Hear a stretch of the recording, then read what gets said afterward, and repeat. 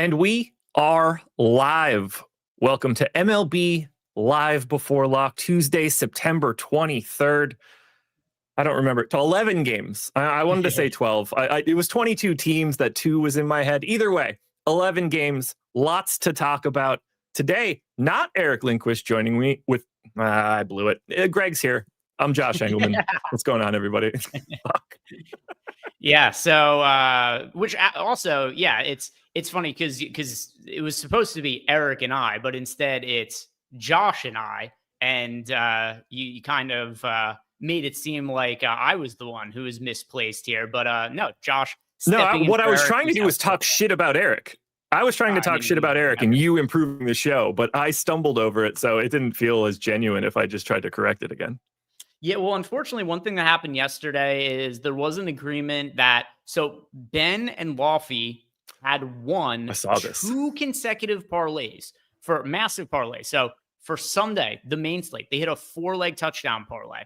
For Sunday Night Football, they hit another 2-leg touchdown parlay, which, by the way, you guys could go over to tails.bet. You can download the app, you get all that totally for free. So we had an agreement. If they hit a 3rd parlay last night, Eric was going to cut his cock off, which I thought would have been excellent for advertising. In high school, there's a video called Pain Olympics, which it was a viral video that I don't know if you're aware of it, but it was something it was more or less that concept right on video. It was a big deal. I thought this is going to be great for our content. Number one, we're going to all make some money because Ben and Laffy are going to win another parlay, and then Eric's going to cut his cock off. That'll be nice for everybody. And then also it's going to be viral content. Like we could advertise, like there's all different ways it could work. Unfortunately, only hit one of the 2 touchdown legs, but Eric still took the day off anyway. So it happens.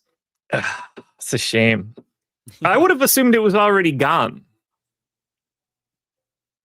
I mean, it could be in a jar next to his wife's nightstand or something like that. Very possible. Very possible. I feel like he was offering it up as a bet just to finally get it done. Who's the eunuch in Game of Thrones? Varys. No, I was thinking about the other one who got his... Theon Greyjoy. Yeah, Theon Greyjoy. Yeah, Eric is way more in line with Theon Greyjoy than he is with Varys. Are we just going to call him Reek from now on? Yeah, we could call him Reek. We could. It's been a minute since we did an Eric face swap. We could absolutely Photoshop his face on Reek's body. We can indeed. I think Varys works too here. Either way. I'm trying to think if anybody else lost their stuff in the show, but I don't think so. Shame. Anyway, Bryce Miller plays today. Yeah, there is also a baseball slate for us to hit on. So yeah, there are other things happening other than Eric not cutting his cock off.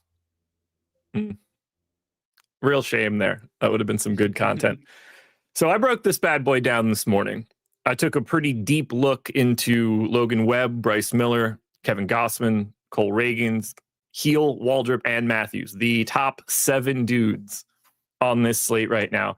But I got to lead off with the biggest question just because of his ownership. 44.5% right now on DraftKings, 7K Bryce Miller at home, taking on whatever the hell the Colorado Rockies are. How do you feel about this spot today, given that ownership?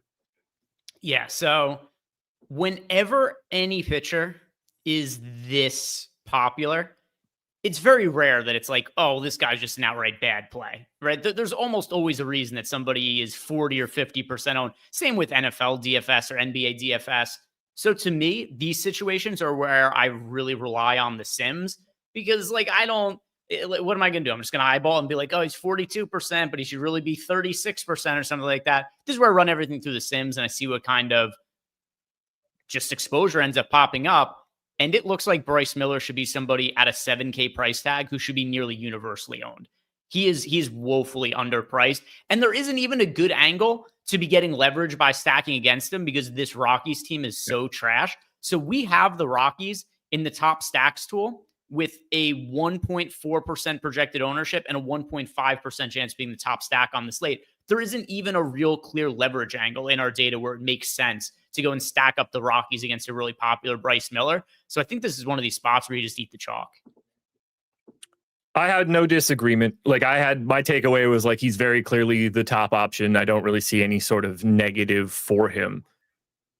And Stephen Leibowitz asked during the strategy show, like, I kind of want to get some Colorado stacks, just because of this. And I was like, honestly, I'd rather just not have him and not worry about Colorado than like worry about stacking the opposite side. I think just simply not playing him is leverage enough in comparison to like also getting to Colorado in that spot.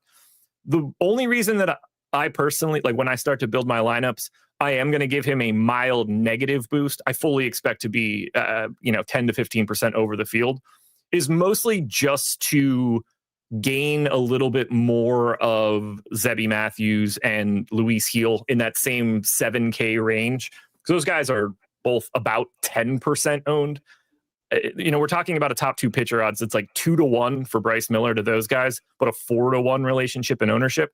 So I'm trying to get a little bit more of Gil and Matthews on the off chance that Miller doesn't do as well, and not get to the 94% in the top 150 lineups that I simmed before we started, and maybe bring Miller down into like that 55-60 range, still getting a stand, but freeing up an extra 30% of exposure to just balance my lineups a little bit more in that same 7K range. Give myself a couple extra outs.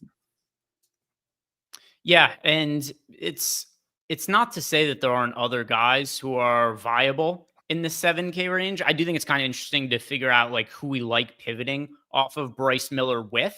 But like him as a standalone towards his ownership, I totally get it. Totally makes sense to me. He shows up in even more lineups than that in the Sims. But yeah, there are a lot of other interesting 7K guys. And because Bryce Miller is so popular, nobody else in this price range really pulls ownership. Yeah, it's Luis Gil's at 12. Zebby Matthews is at 11. David Peterson's at 6. Like, any decision you make from Miller to one of those guys is immediately creating just a giant amount of additional value at, to me, not the same fantasy point cost. Like, I think you're gaining by making that swap in any one individual lineup. As a package, you're going to end up with him more. But I think that swap is advantageous when you start to build out, especially if you start getting to some of those chalky stacks, which we will touch on later. So let's spin that conversation to the opposite side. Logan Webb at 9,800, Kevin Gausman at 9,300, Cole Ragans at 88. I'm going to save Waldrop for right now, even though he's in the same tier, because he's in just a very different ownership tier. Those guys are close to the same ownership. It was much flatter earlier. Webb pulling away, Ragans falling back. Do you have a preferred pay up that goes along with Miller? Yeah, let's see. So last Sims run that I did here on the high end, I'm going to lean towards Logan Webb. Number one, I think he is the best overall, most talented pitcher of all of them. But then on top of it as well, I like the matchup that he has against the Cardinals team that, got off to a pretty decent start this year, but really fell off as the season went along. From Logan Webb also, we've got a pretty good amount of data on him overall for the year. He did make massive strides in the strikeout department this year. So in previous years, he was almost always a guy who would be like, yeah, I don't want to stack against Logan Webb, but I'm not all that interested in playing him, because he was a guy who was always like a 20 to 22% strikeout rate. Last year was 20.5%. The year before was 22%. 2022, it was 20.5%. He's got a 26% strikeout rate this year. And for the longest time, I was like, oh, is this going to regress? Well, there's a week left in the season. It hasn't regressed. This is just kind of who he is for the season. So you've got a guy who's been one of the better pitchers in the National League for the last handful of years, who is now more fantasy relevant because of the ability to generate strikeouts and in a good matchup here against the St. Louis Cardinals.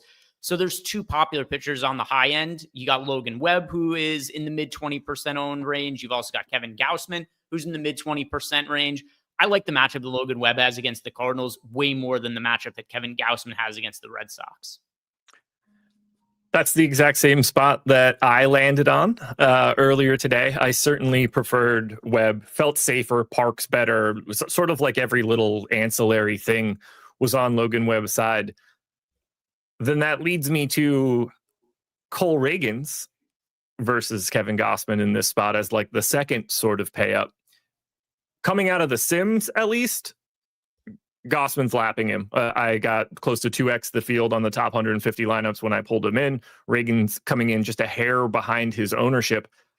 I preferred Ragans, although there are some caveats to that one with how deep he can go in the game. I'm interested to pull up his strikeout props now because they were very advantageous earlier today, and I don't know if they still are. Yeah, so while you're pulling that up, we saw Cole. I don't even know why he's pitching at this point in the season because the Royals are not really involved in the playoff race. 3 months off, probably more. There was about 3.5 months that he missed due to injury. He had pitched, he last pitched June 5th before making a start on September 17th against the Mariners. A start where he looked okay-ish, but only went 3 2/3 innings, 62 pitches. It's hard for me to think they're just going to let him go all out. I mean, like, if logically, I don't even know what the point of him making 2 final starts at the end of the year at this point is anyway, after the long layoff. But it really wouldn't make sense for me to then just be like, hey, he's going to throw 90 pitches or something like that for today. And when you've got these other viable spend ups like Logan Webb or like Kevin Gausman, it's pretty unrealistic to me that Cole Ragans coming off of a 3-month layoff and throwing 62 pitches has a massive significant upside. 6.5 strikeout prop, slight juice to the under. He doesn't have an outs prop, which, probably like 14.5 is probably like the realistic spot for where that is. The 6.5 outs prop really does stand out to me. It's the same as Kevin Gausman, only with less juice. Gausman's at 5.5 to the over with heavy juice, under 6.5 heavy juice. So he's like sitting right around 6. The strikeout matchup, obviously, against the Angels is exceptional. I kind of just naturally like him at that ownership mark. Do you think there's any chance that he's less owned than that optically, but like data wise, he sims out or like he comes in a little bit higher? Do you know what I mean? Yeah. So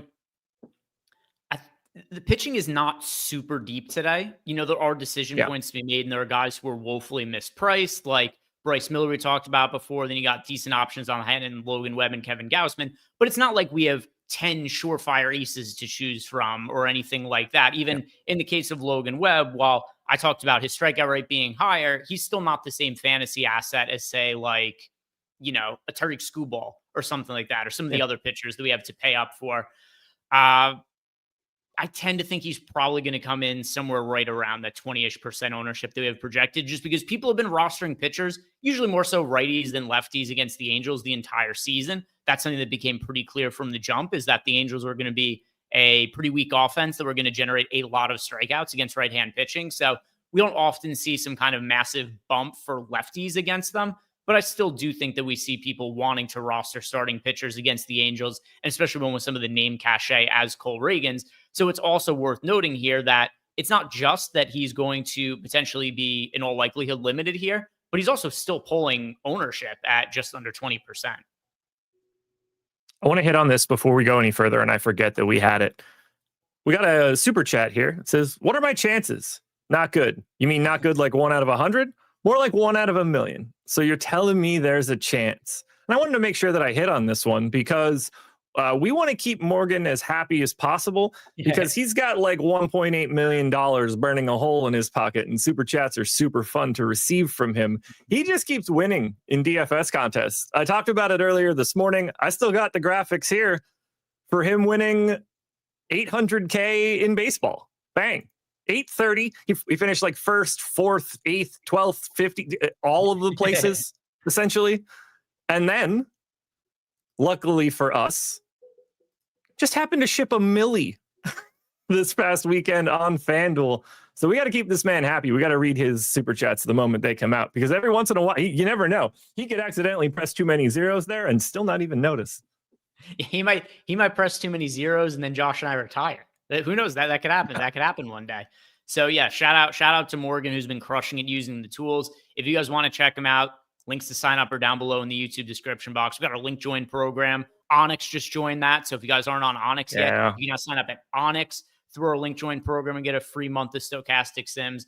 But yeah, shout out to Morgan, who has been on a massive heater lately.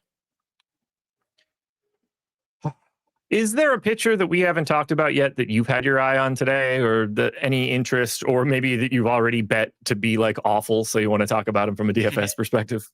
So one thing I do want to talk about is Shohei Ohtani is causing some confusion for people over on FanDuel because... Yeah, we should hit on that. Because I understand why. So FanDuel does have, if you go to their contest, they have a note that Ohtani is going to get hitter scoring, not pitching. But because he is priced at $8,200, I believe is the price tag from over on FanDuel, people are just looking at the price tag and they think, oh, I could play a pitcher in the outfield. Sort of. You can, but he's only going to get his hitter points, not his pitcher points. They fucked up his pricing. This is, I brought this up so many times, and not me. A lot of other people have over the course of the years as well. The fact that Shohei Ohtani is this generational player, and the reason he's generational is because he's the super cool ability to be an elite pitcher and an elite hitter. And sites are just like, well, he could either be a hitter or a pitcher. Or he can't do both. Come on. This is not that difficult. Do two pricings for Shohei Ohtani. Anytime he pitches, he's like $8K as a pitcher and he's like $6,200 as a hitter. And there's just an Ohtani P and an Ohtani H.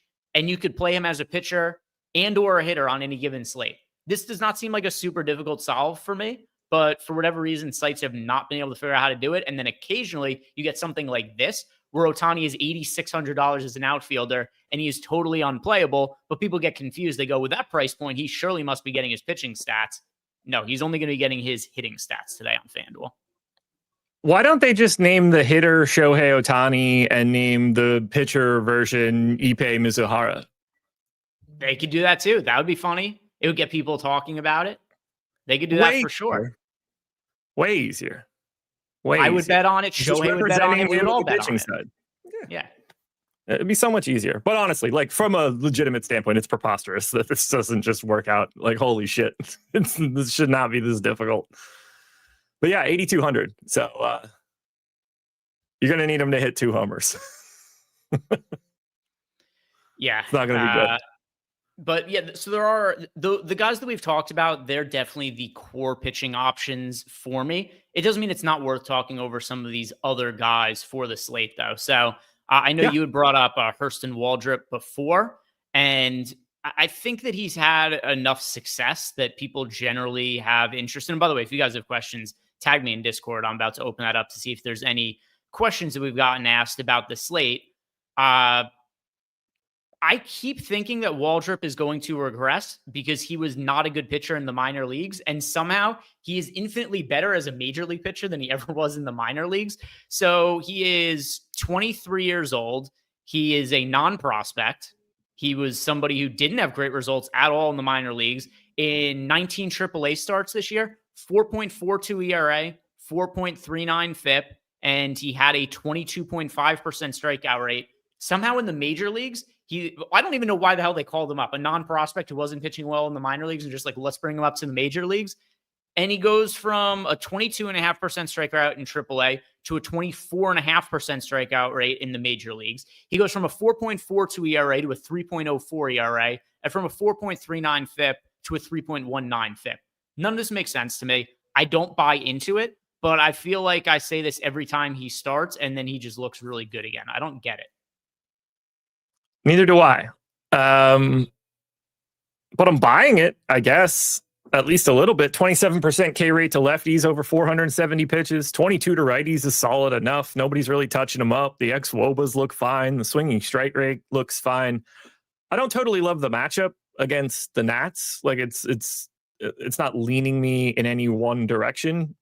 But, you know, if he's 8% owned, I think 15 is very reasonable if you want to trim. Like if you're already anti one of Logan Webb, Kevin Gausman, or Cole Ragans, I think it's very easy to just top him with double ownership, be at 16, and it doesn't really affect you because he is in a great spot. 12.5% top 2 pitcher odds.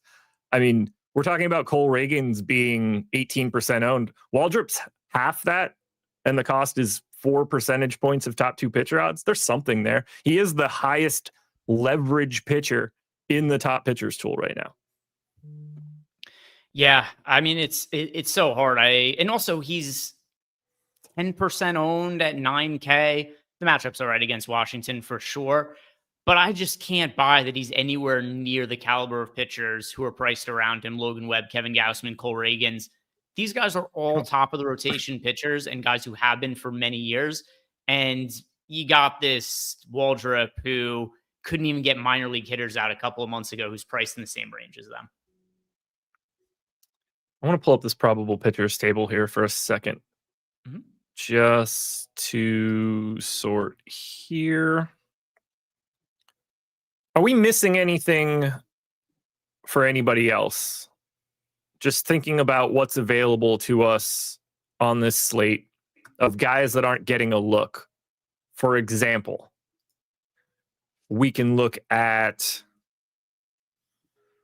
like, does an $8,300 Giolito bring any interest? Does a $6,800 Christian Javier in an awful park bring out any interest? Do we try to find value in, like, Pat Corbin today? Are we missing anything? I don't think we are, FYI. I am playing devil's advocate. I think most of these guys suck. So we talked about how Ohtani is not going to get pitching stats over on FanDuel, but he is still an eligible pitcher on DraftKings, pitching against the Diamondbacks here on the road at 8K. I do have a little bit of interest in Ohtani. Now, he is not going to go more than 5 innings. It is a little bit silly to me how they're managing him, because they're like, he is not allowed to pitch beyond 5 innings. Maybe he could in the playoffs.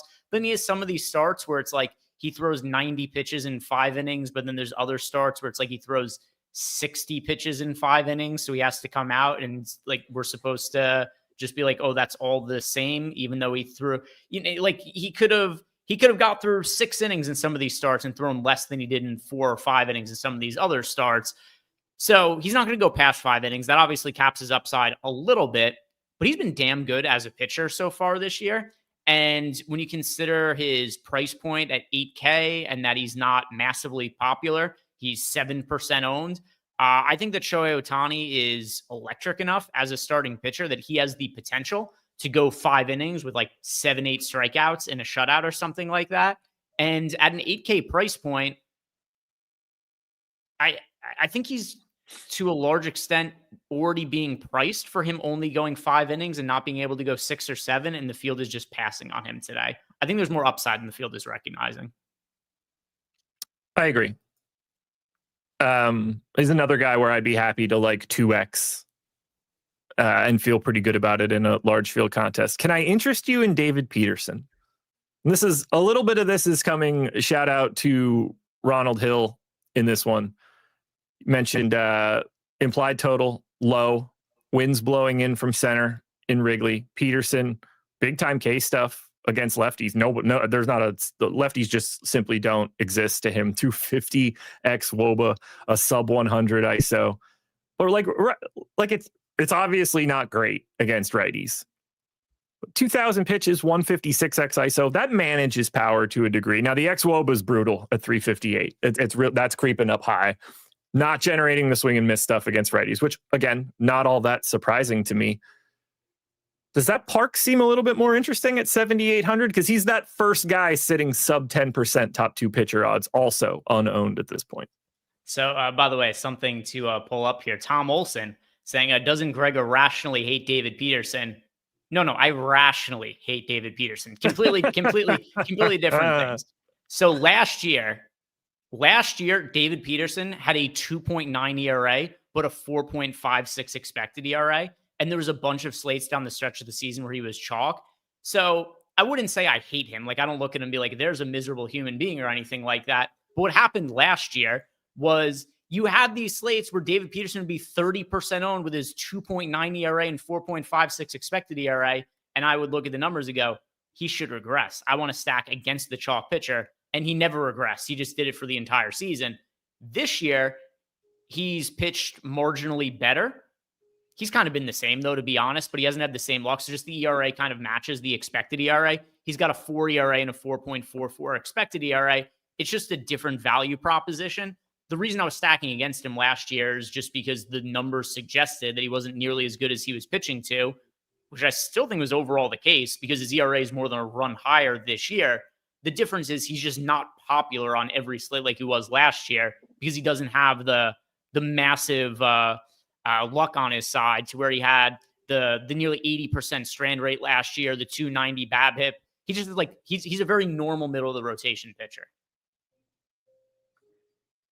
Do you like the setup for him today? Yeah, considering the weather, I think he's in play. I do think that he's viable for it today. There's other pitchers that we've talked about over the course of the show who I prefer, but when you've got the wind blowing in Wrigley and some strikeout upside, relatively cheap, not pulling ownership, yeah, I do think it brings him into play. Not as like one of my couple of favorite pitchers, but he's viable.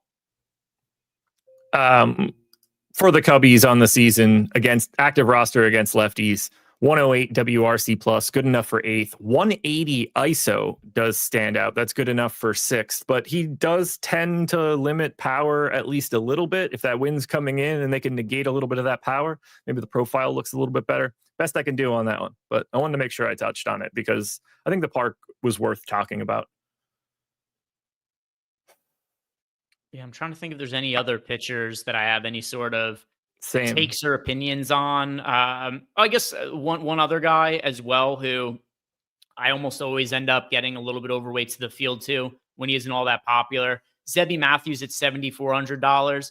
A super annoying pitcher. There's not a lot. There's a handful of younger pitchers who are like this in the league where they're not good, but he gets so many strikeouts that should Zebby Matthews just make it through the start relatively unscathed, he's $7,400 with a 25+% strikeout rate. So you see these starts where Zebby Matthews, he's got a 5.97 ERA and a 4.72 expected ERA.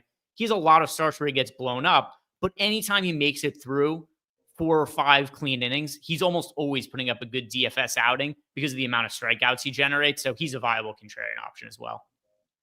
I like the shout. He's one of the guys that I tried to get to a little bit more of on the value side by bringing down Bryce Miller a hair.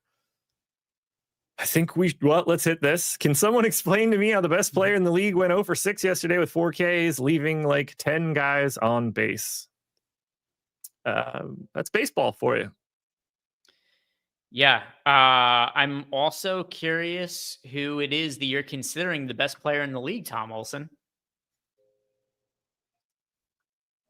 I know the answer is Matt Olson. I didn't look to see what his stat line was yesterday, but I assume that's what it is. Let's see. Yes, he's the only. Well, it could be Jackson Churio. I guess he was also 0 for 6. I don't know about his left on base numbers. Yeah, Tom Olson is fiercely loyal to Matt Olson because they have the same last name. Okay, I like that non-twin Olsen, Elizabeth. Yeah, I'm a fan of hers. Fan of hers. Great. She. By the way, actually, I did like. What was which was the Marvel TV series that she was in? It was one of the last good pieces. WandaVision. WandaVision was awesome. Yeah, that was one of the last good parts of the Marvel universe. One of the last things that I enjoyed. Dude, could you imagine thinking buying her stock at the peak of Mary-Kate and Ashley putting out VHS tapes for the world? She's just coming in here, sliding back in, all of a sudden standing tall. Good for her. Is she older or younger than them? I believe she's younger, but I'm going to be honest with you, I don't know any longer. There's a time in my life where I would have known that. I'm going to say something really preposterous on this stream right now. You're not going to expect where this is going. She's 36. Yeah, the Olsen twins are older than that. So yeah, she's younger. Okay. Evidently, now this is something that my dad told me when I was young. I can no longer source this information, and he very well could have been lying to me. He implied to me that I'm second cousins-ish with the Olsen trio. I don't know if there's more. And apparently, at some point in time, they were at the local lake near our house where people would go. This is where the nice houses would be around this lake. It was a place you would want to live, unlike where I lived, which was a dump. Evidently, they were there in my youth. I don't know if that's true or not. That whatever knockoff relative that my dad was talking about, but evidently I'm like not too far removed from them, which is a super bummer to hear as a kid. So, I mean, the other when you first said this is going to go somewhere that I wasn't expecting, you said my dad told me, I thought for sure he was going to say that your mom was taking mass amounts of Tylenol when she was pregnant with you. That's not where it ended up going. This went in a different direction. But yeah, that is that is. By the way, the twins were close to you at some point allegedly, yes. Mary-Kate and Ashley. I don't know how she could have been a baby at that point in time, but allegedly they were within like a mile of me at what could have been some sort of relative of mine's house. Interesting. That's all I got, man. You're that close to being famous. Yeah. I didn't want to be like a second cousin. I wanted to know I had a shot. It was terrible. It was terrible news. Yeah, Ross K, damn, you missed on the. Well, once again, now we're talking about interfamily relationships now, allegedly. Yeah. No, the I'm not sad about missing this missed encounter. You want to talk about stacks? Yeah, I don't have anything else to add. I mean, we could touch on FanDuel pitching really quick too, but I don't have anything else to add from a DraftKings pitching perspective. I mean, the thing to talk about as far as FanDuel pitchers go, Bryce Miller looks so much better than every other pitcher on the slate. He's also crazy popular at 39% ownership. So it's different price ranges. It's in general the same kind of thing for me that we talked about before, where if you're going to be spending down, Bryce Miller's the top guy. If you want to spend up, go to Logan Webb. Cole Ragans, he is nearly impossible to justify with his pitch count concerns when things like the win bonus and the quality start bonus are more important on FanDuel. And then obviously quality start bonus doesn't even exist over on DraftKings. So I find Ragans even more difficult to play over on the FanDuel side of things. So spending down Bryce Miller, spending up Logan Webb, that is far from a contrarian take, but I think the field has it right today. You don't typically see that kind of ownership on a $7,500 starter on FanDuel with this many games. You typically don't, but it's not often that there's this broken of a price tag from somebody who's pitching at home in a pitcher's ballpark against this terrible Rockies offense. That is all very, very true. And the real problem with today, and the reason that we continue to have these slates where and this isn't even happening because of Colorado, which it had been for like the past week. The Houston Astros are our number one stack for today, coming in with an 11% top stack odds. They are also the top value, which is the worst thing in the world. 15% top value score. They are the only team on the day that has a double-digit top value odds. But that does create a situation where Houston is just 10% owned, less than their top stack odds, and they're easy to get to. Should we be jamming the hell out of the Houston Astros today? Because that's what I read when I see this.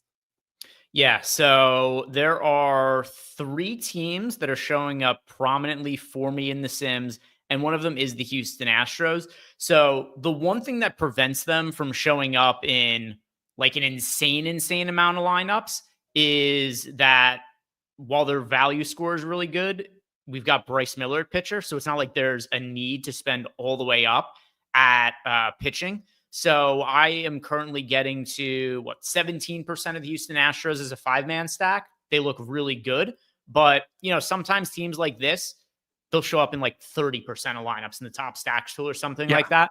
They're one of the 3 prominent stacks that show up in the Sims, but it's not like anything outlandishly crazy. For single entry, small field stuff, I'm very concerned about their ownership in those kinds of fields. I think sharp people are going to be all over them. So for large field tournaments, definitely a core option. For small field stuff, I'd rather look in a different direction just because I think you're going to run into the Houston Astros bats being like 25 to 30% owned in single entry.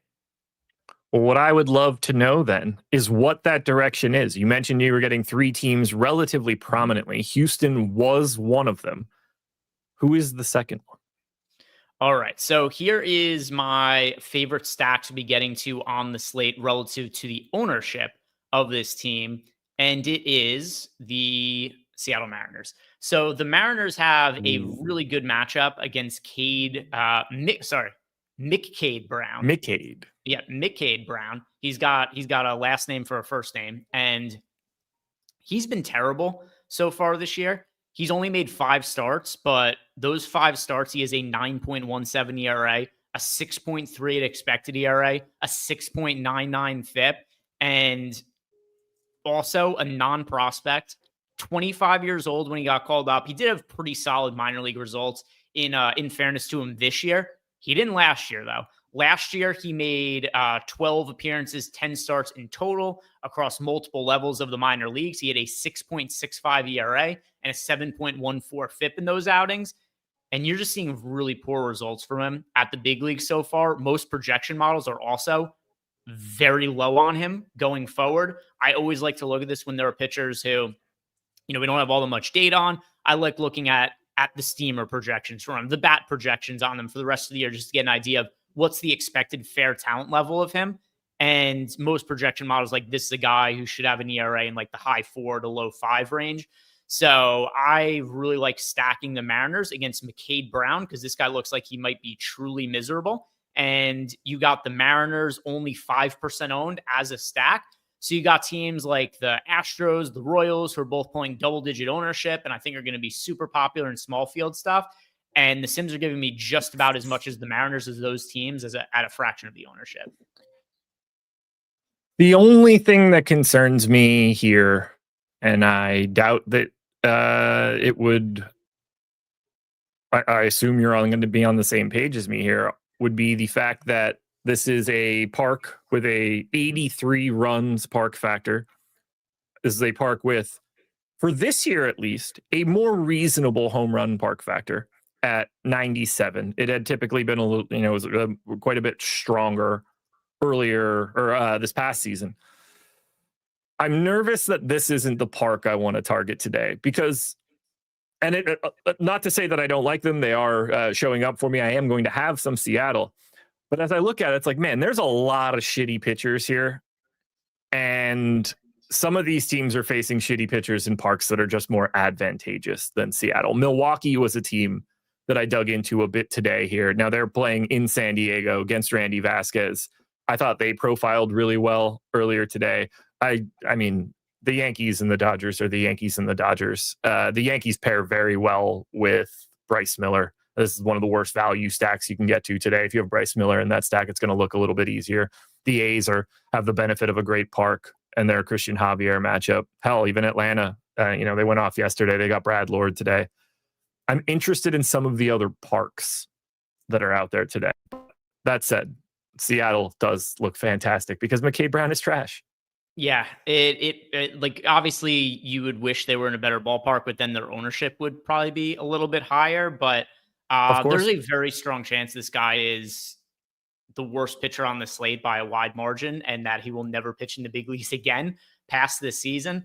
I mean, who knows? The Rockies been starting Antonio Senzatella for like 7 or 8 years now. So maybe they'll just forget he's on the roster and keep throwing him out there every, 5 days for forever.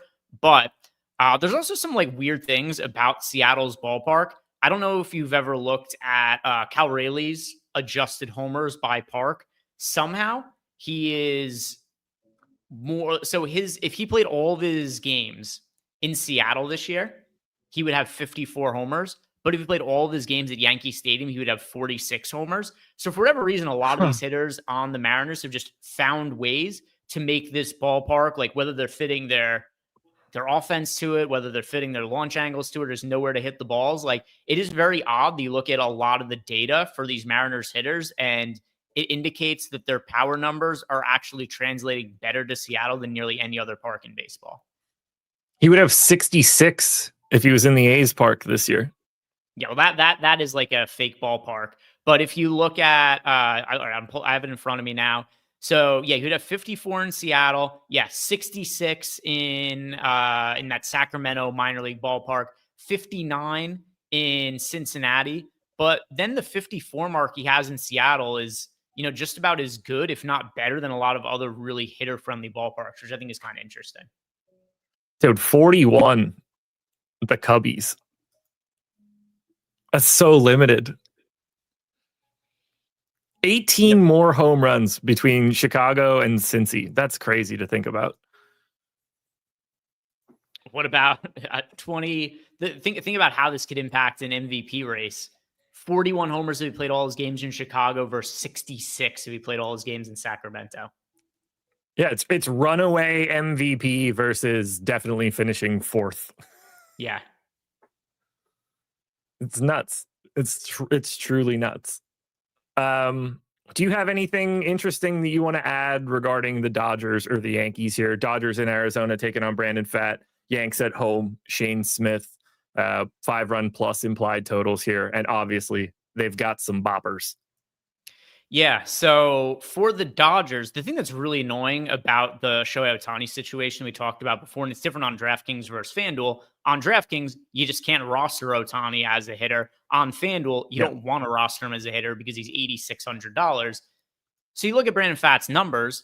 He's got a 5.02 ERA, a 5.56 expected ERA. He was really bad at the start of the year, so that's actually like a pretty solid improvement over what he was doing through the first month and a half, 2 months of the season. I want to be targeting offense against Brandon Pfaadt. The problem, though, is on the whole, the Dodgers are disappointed this year, and they're a very top-loaded lineup. There aren't that many guys towards the bottom end of the lineup that I want to roster. And now we have made the most fantasy favorable offensive hitter in their entire lineup not playable for today on DraftKings because he's not in the player pool as a hitter, on FanDuel because he's priced at a way where it's not viable to get him into lineups. So I like the matchup for the Dodgers, but because of these other odd factors, it's kind of hard to make favorable stacks of them. I prefer them as one-off hitters. Does that make you more interested in the Yankees then as a potential stack, given the fact the Dodgers are a little bit tougher to get to as a full?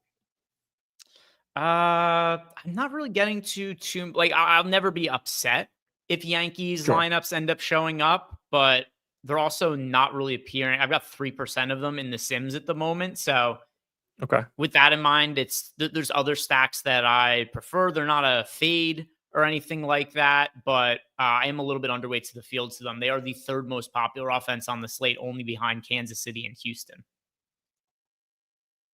Okay.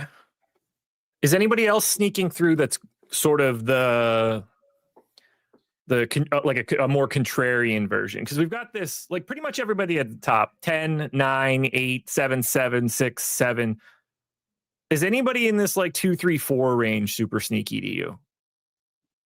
All right. Where maybe like you grab a Texas against Zebby, little leverage off of Zebby's ownership. Not that it's much. Good value stack might allow you to not play Bryce Miller to double pay up at pitcher potentially if you're going to a stack like this. Yeah, so I'm looking through some of my exposures and finding the teams that fit the bill. So none of these other squads are like as important to me as Houston or as Seattle, but it doesn't mean that some of these teams aren't at least a little bit sneaky to where they're showing up in a little bit more lineups. All right, here's easily the one that stands out the most amongst that kind of level of ownership. This is the team I have the fourth most exposure to today. The Milwaukee Brewers against Randy Vasquez. Randy Vasquez is another pitcher who is just very much not good. He actually, here's who he falls. He's in almost the exact same category as David Peterson from last year. Randy Vasquez has a 3.94 ERA, which whatever, it's fine. It's not great. So it's a little bit different than the Peterson situation, but he's a 5.63 expected ERA. He generates almost zero strikeouts. He's got a 13.7% strikeout rate and a 9.3% walk rate. And all of this also while being a guy who doesn't really generate a ton of ground balls either. He's got a sub 40% ground ball rate.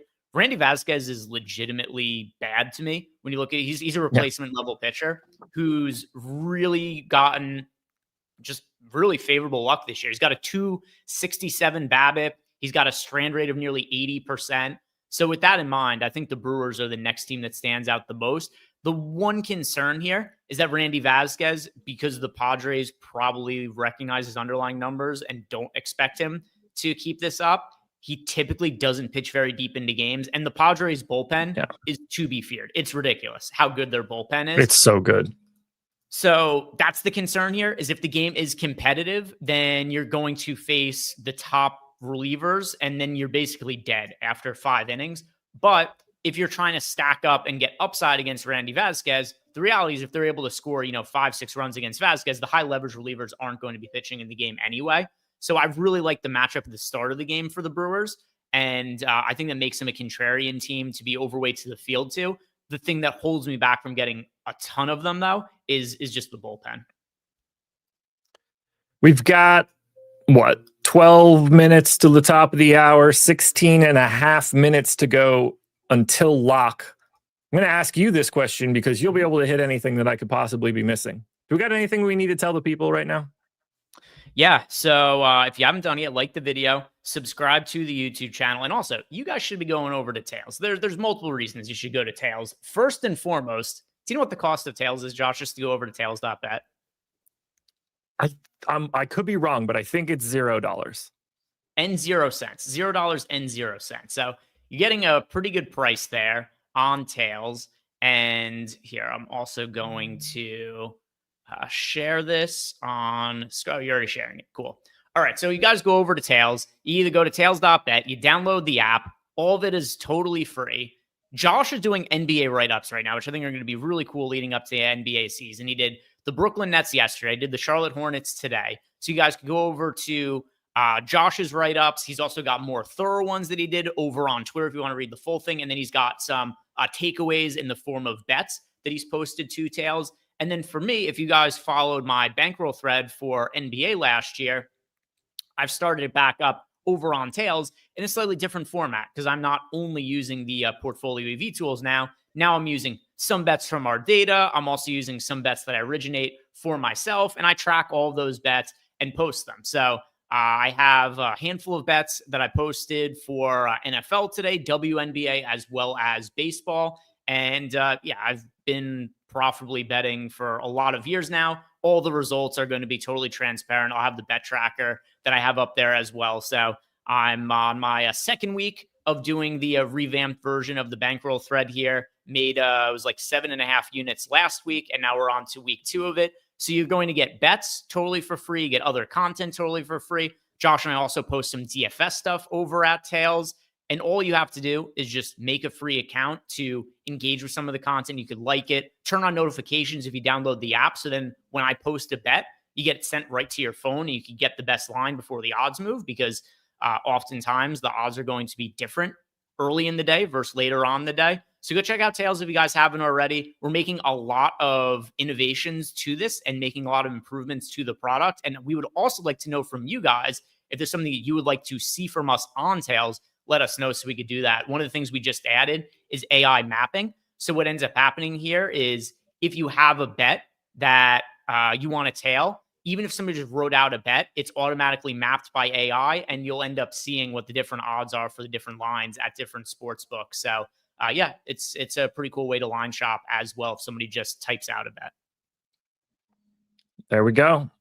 Chat, we got any questions? Anything you guys want us to touch on? Because we've got some time to hit on some things. Or we could start running some individual sims or run one final run of sims if you think that would be interesting to the people. Yeah, we could definitely do that. By the way, where's this message? Yeah, I'm just getting my lineups in right now. Anthony said, what are the Rockets going to do with no Fred VanVleet? Probably not play him. But also, I haven't thought too much about the Rockets rotation. They're going to be forced to play. They're going to be forced to play Reed this year, which Reed Shepherd was somebody who they made untouchable in trade talks last year, but then never played. And I thought he looked pretty decent towards the tail end of last year when he got some playing time. So obviously it's not a 1-for-1 trade-off, but Reed Shepherd's going to be forced to play bigger minutes now, which should be good for his development. Yeah, and they, without a trade, they can't do anything. They legitimately can't sign anyone at all. So no matter what you see, unless they make a trade, they have no ability to sign a single basketball player to fill that spot, regardless of if they get a disabled player exception or not for him. They can't sign anybody unless they trade people because they are butting up against an apron that they cannot cross. Yeah, so I'm looking forward to NBA season as well. We're about a month out. You can get more previews from Josh over on Tails. You get bets from me on Tails as well. By the way, have you been doing the home run roulette? No, that has ended because no one watches the strategy show. Oh, no, but I meant because like the the last time you and I did live before lock together, we did the home run roulette, and we both got batshit crazy prompts that it took us a while to figure out. I was just wondering if you had it queued up. If not, doesn't make a big difference. We could just do traditional home run picks too. I can queue it up if you want me to. I think the people would like it. Yeah, hold on. This won't take long. Let me pull it up on the back end. If we could still do the same deal too. If people in the chat have some home run picks, we could read some of them off as well from you guys. But I also want to do some home run roulette here. All right, give me 1 second. Got to remember what I need to do here to run this. By the way, if Scooble gets rocked by the Guardians today and the Tigers are then tied with the Guardians for the top of the division, we are on the precipice of the worst collapse I've ever seen in baseball before. On September 1st, Josh, the Tigers' odds, what would you guess the Tigers' odds were on FanGraphs to make the playoffs on September 1st, 3 weeks ago? 3. Inverse. It was 99.8%. And they are very close. Okay. Yeah, that's the way that I was going. Like, that's what I was trying to say there. Like a 3% gap there. But it was worse than that.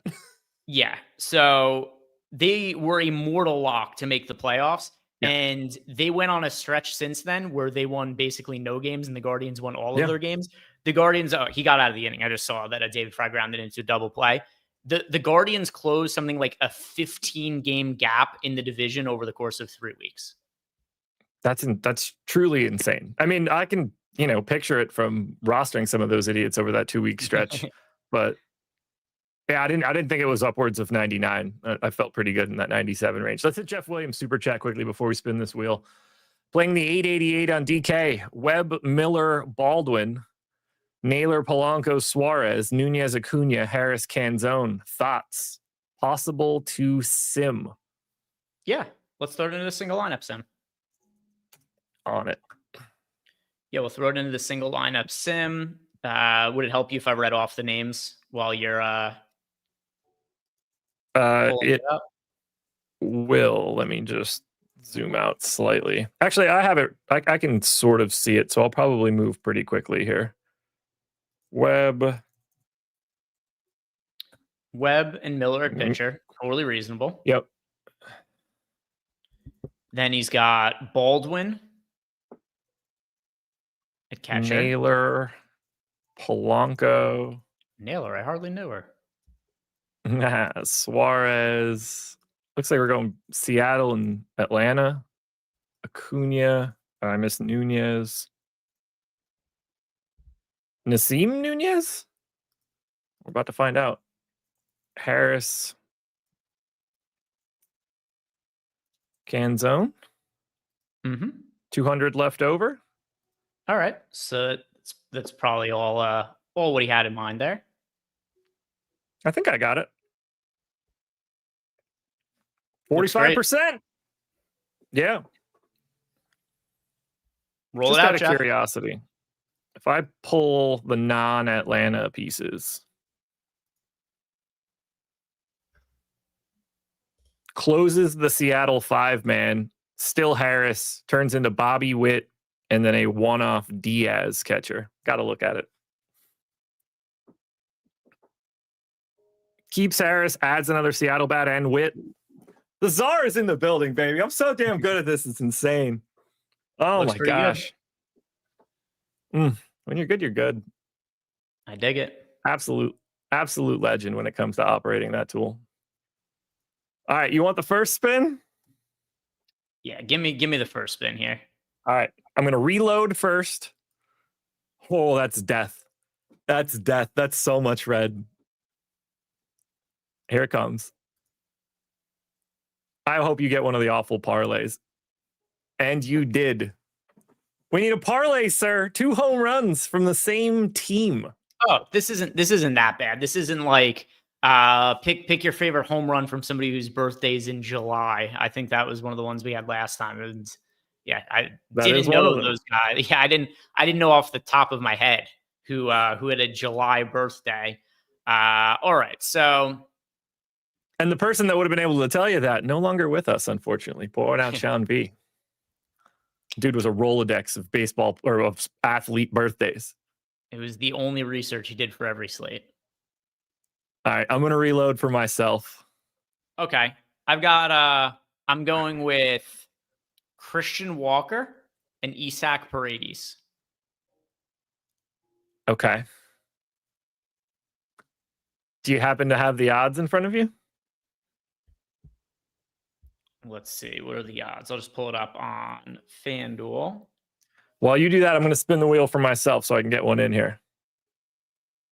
Here we go.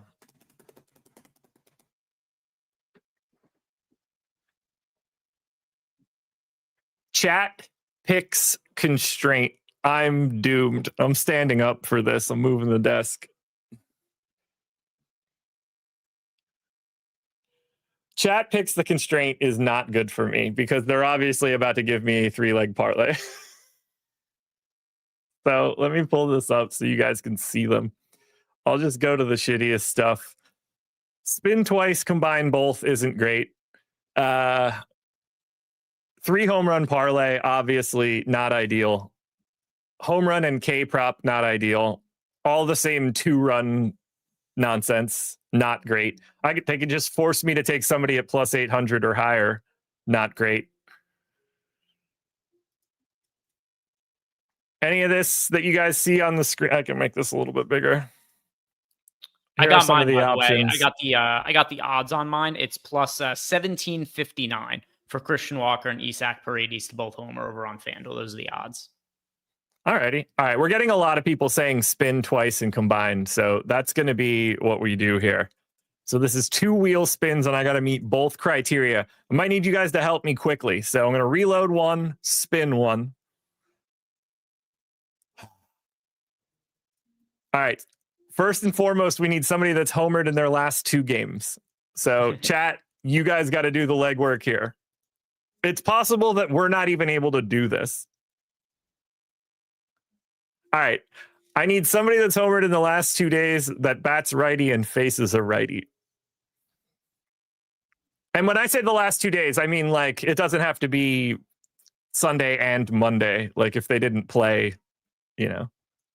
If you guys have any idea how to get to that information quickly, I wouldn't mind it. Just got to know ball and watch all the games.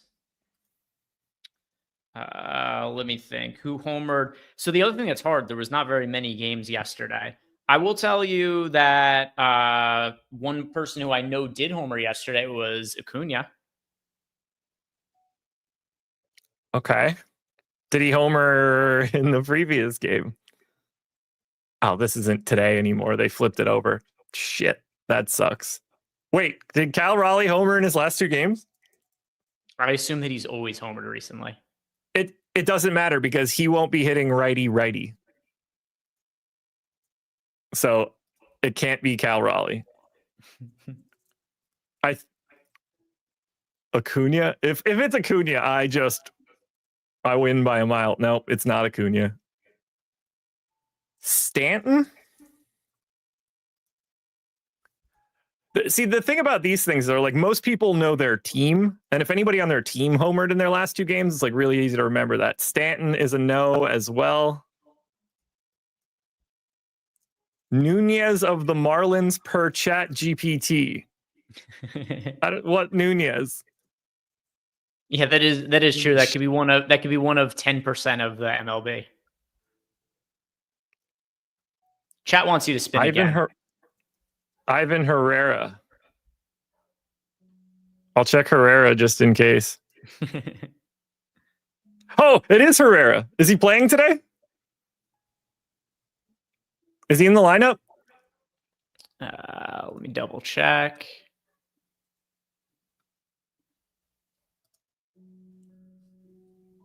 He is in the lineup, yes. Well, there we go. Ivan Herrera today taking on Logan Webb. 2 home runs in back-to-back games. Righty. Yay. What's that line? Because it's definitely not good. It is on FanDuel because I've already got some of the odds pulled up here because I was doing it for my Astros homer. Herrera that's plus 830. It's not good in terms of value, but it's not like it's too short or anything like that. The best line you could find out there right now, plus 900 at BetMGM. Okay.